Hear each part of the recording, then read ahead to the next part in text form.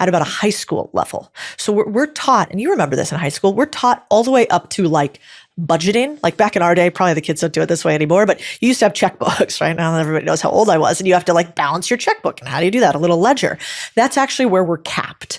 And so I think first what I want people to do is realize that if you don't understand money, you're never going to make more of it, because understanding money is like speaking a language. How are you going to speak to somebody in Spanish and communicate and win at that relationship if you guys don't speak the same language? It's very hard, right? So I want people to speak the language of money. So I think about this in like small ways.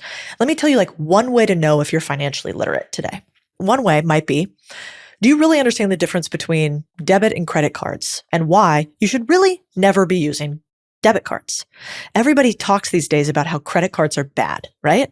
Well, credit cards are bad if you don't pay off your payment every single month, if you allow big interest rates to stockpile, and if you use it as a I want things as opposed to I need things. Credit cards are bad.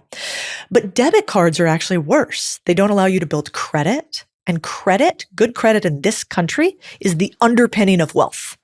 Debit cards do not allow that. They also don't give you any points or perks or cash back.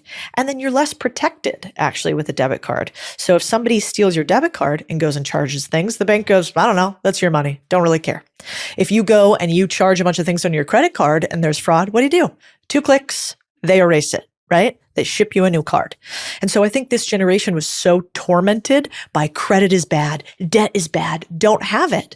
Well, the people who are the richest in the world, they all have some debt, just good debt as opposed to bad debt. So where I want you guys to start is actually before you even think of making more money, let's understand the language of money, right? I'm so glad we're starting there. It's brilliant.